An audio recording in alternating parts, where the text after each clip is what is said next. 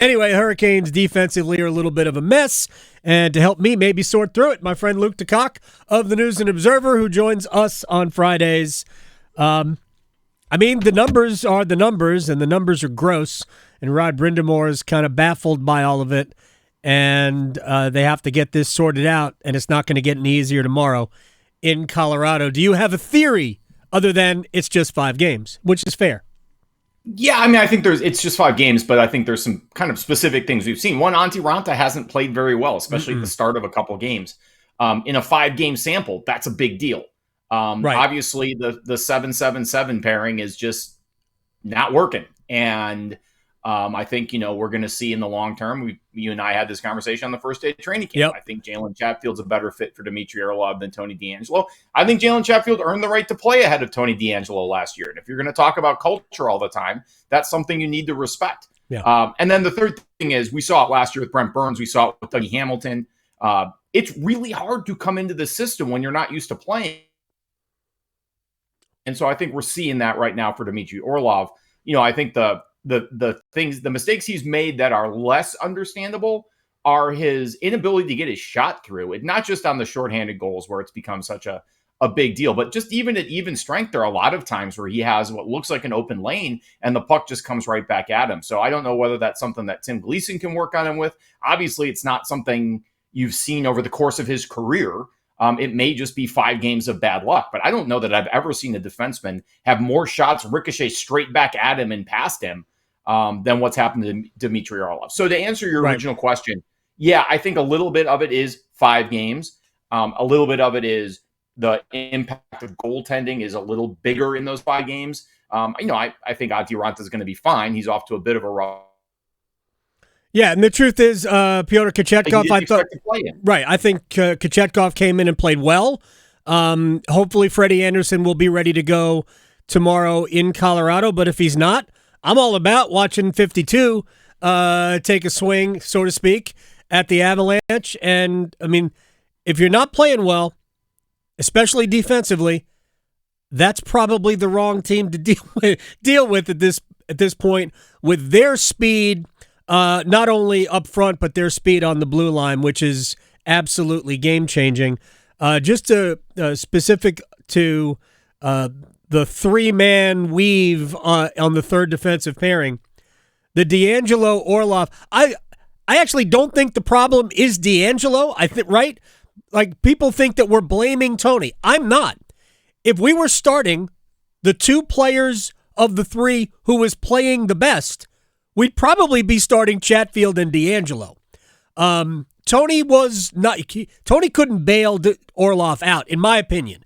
What we have seen over the first 5 games of the season is that when problems have arisen, it's Tony really couldn't bail Orlov out, where I think Chatfield can. And plus minus is a skewed stat anyway, but minus 10 matters, I think, on this team. And because it's not just the empty net goals, and I think Orlov's been on the ice for 3 of the empty net goals, because at the end, he's an offensive player, so you want him out there. But the 2 shorthanded goals, to me, the first one is more about the decision than anything else. He had no cover behind him, and he wasn't at the blue line. He was down almost at the top of the rings when he took the shot that got blocked. That shot has to get through. And it doesn't even have to be on net, but it has to get through, because there was nobody behind him, and he's not fast enough to get back. He was back, but he didn't do much about it, just like he didn't do much about the 2-on-1. Maybe that's where Tim Gleason needs to work with him. It's like, here's how we defend a 2-on-1. we either block the shot or we deny the pass, and he didn't do either. Let's talk about one positive anyway. Seth Jarvis looks okay. Yeah, looks like I think what you would expect him to look like.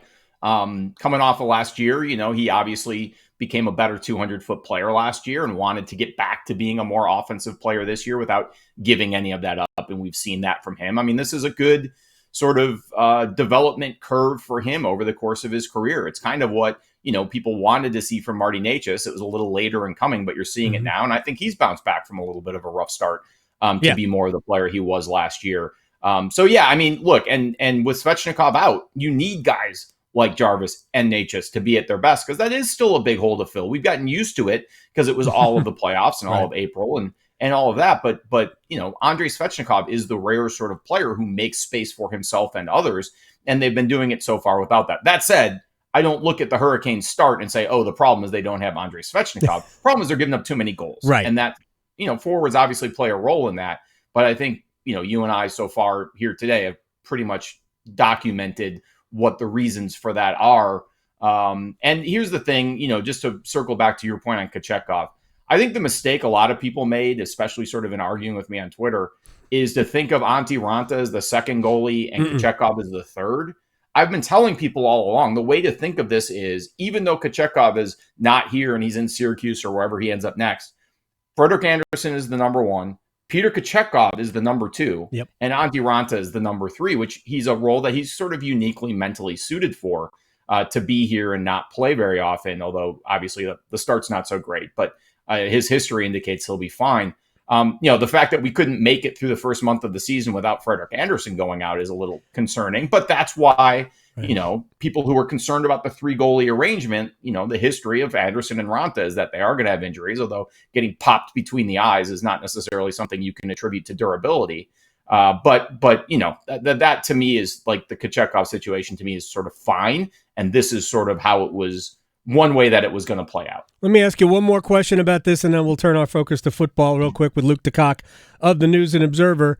So Andre and Sebastian Aho are going to be back, and probably pretty soon. My guess is if we don't see Sebastian, I don't think we'll see Sebastian tomorrow, but if we don't see him in Tampa on Tuesday, I would anticipate they both be in the lineup against the Kraken a week from yesterday.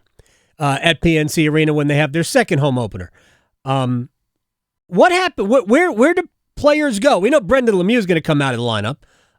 Where do players go? Who's playing with Jack Drury and Stefan Nason on that last line? Teuvo Teravainen, to me, is a top six guy. He's got to play with elite players. Otherwise, you're just kind of wasting the ability. How do you set this up? I think you think of it not as a fourth line, right? And it's whether they go 11-7 or back to 12-6. I think 11-7 is bad. Yeah, well, I agree with you, but that's not what Rod Brind'Amour thinks, and obviously you and I have different feelings about Tony DeAngelo, and that's not what Rod Brind'Amour thinks. Which someone said you need to have faith in the coach, and I was like, look, Rod Brind'Amour is a great coach and has done amazing things for this franchise, but that does not. He's not the Pope. He's not infallible. I think. I'm just kidding. What? I'm just kidding. I'm caping up for Rod. That's all. No, look, there's very little you can criticize about Rod Brind'Amour, but that does not mean he's exempt from any criticism at all. I think, the 11-7 thing and this sort of, I don't think he likes it, by the way. Whatever you want to call it, drive to get Tony DeAngelo on the ice. I think is hurting the Hurricanes. And I think, it sends a bad message when Jalen Chatfield isn't playing. By the way, we beat that horse. That's fine. Today. Yeah. All right. Next, North Carolina. 3-game run-up to the real stuff. I understand that they could, based on their history and the fact that Georgia Tech has been a thorn, that could be a problem next week.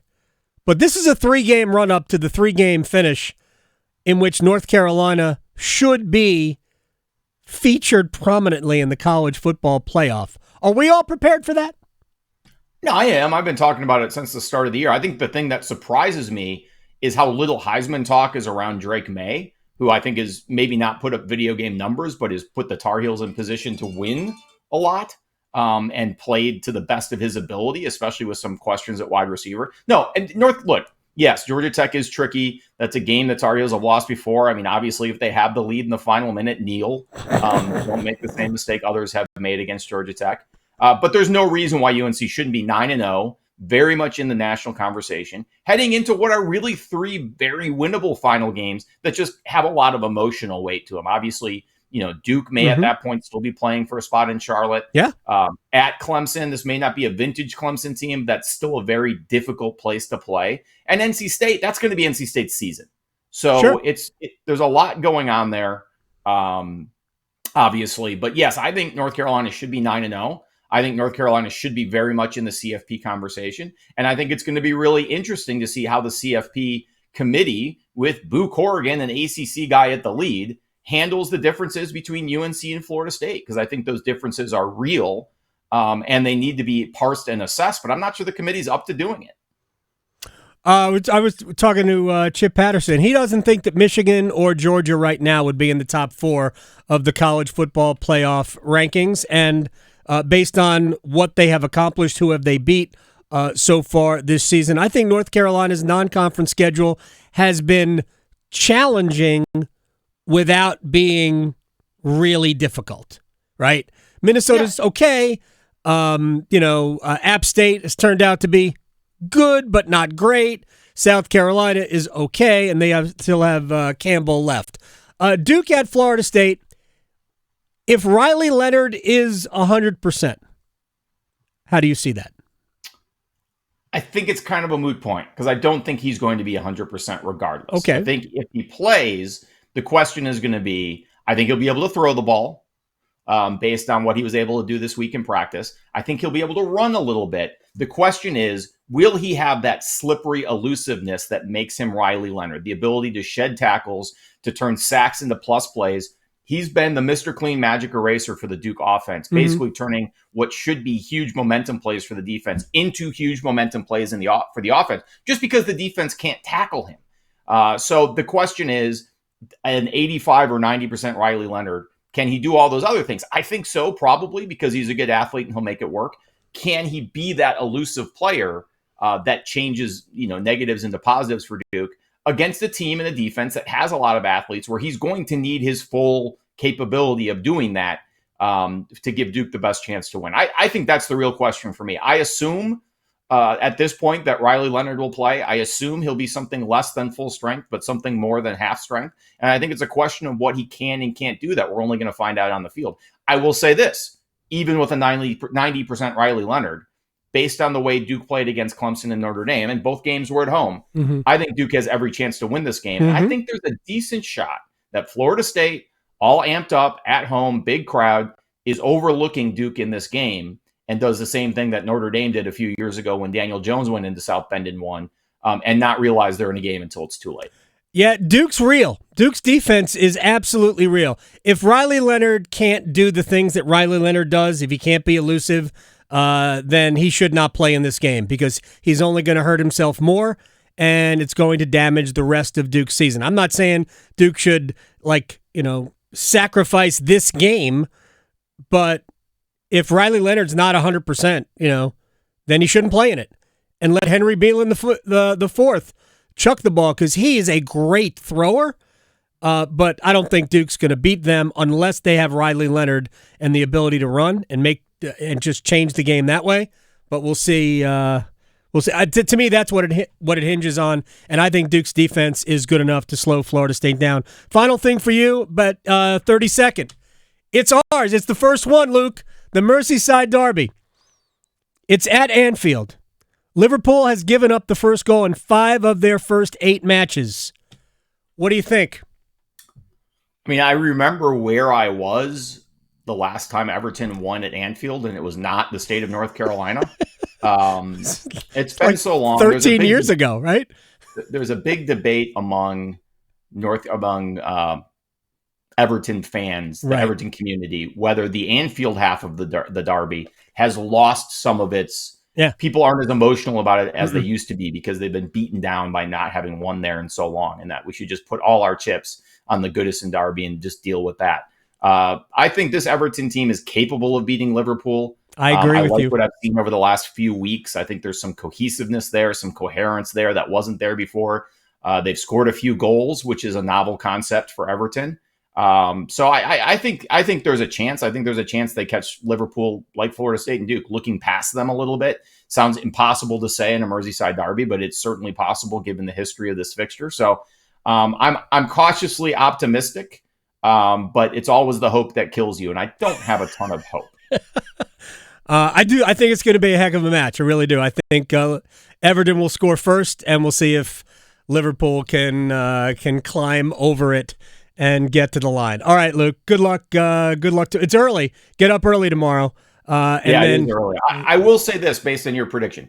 If Everton scores a goal, first, last, whenever, I will actually take that and run with it. If it's 1-0, 1-0, 1-1, 2-1, whatever. I will take a goal at this point in the life cycle of this Everton team. I love it. You're a real football fan, Luke. Good luck tomorrow. Thank you.